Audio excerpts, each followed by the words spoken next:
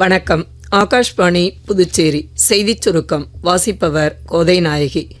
மத்திய தகவல் ஒலிபரப்புத்துறை அமைச்சர் திரு அஸ்வினி வைஷ்ணவ் புதுடெல்லியில் நேற்று நடைபெற்ற GST சீர்திருத்தம் தொடர்பான செய்தியாளர்கள் சந்திப்பில் உரையாற்றுகையில், நவராத்திரி பண்டிகை காலத்தில் மின்னணு பொருட்களின் விற்பனை 20 முதல் 25% வரை அதிகரித்துள்ளதாக கூறினார்.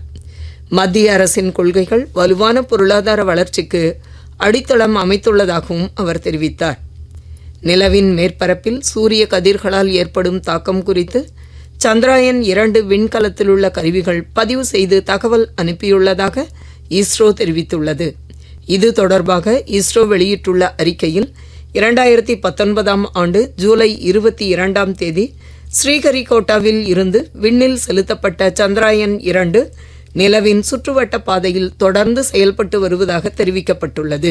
தீபாவளி பண்டிகையை முன்னிட்டு புதுச்சேரி முதலமைச்சர் திரு ரங்கசாமி விடுத்துள்ள வாழ்த்துச் செய்தியில், மகிழ்ச்சியையும் வெற்றியையும் செழிப்பையும் தரும் இந்த தீபாவளி பண்டிகை மத்தாப்புகளும் பட்டாசுகளும் வான வேடிக்கைகளும் வானத்தை ஒளிரச் செய்வது போல் அனைவரது வாழ்வையும் மகிழ்ச்சியால் ஒளிரச் செய்யட்டும் என்று வாழ்த்தியுள்ளார்.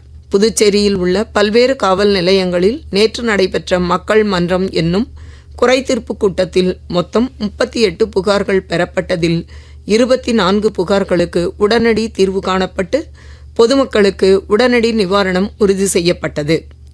மன்னார் வளைகுடா மற்றும் அதனை ஒட்டிய பகுதிகளில் நிலவும் வளிமண்டல கீழடுக்கு சுழற்சி காரணமாக தமிழ்நாடு மற்றும் புதுச்சேரி, காரைக்கால் பகுதிகளில் இன்று முதல் அடுத்த 6 நாட்களுக்கு கனமழை பெய்ய வாய்ப்புள்ளது என்று சென்னை வானிலை ஆய்வு மையம் தெரிவித்துள்ளது.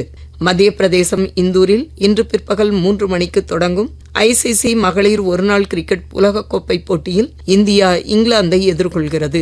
இத்துடன் இந்த செய்திச் சுருக்கம் நிறைவு பெறுகிறது.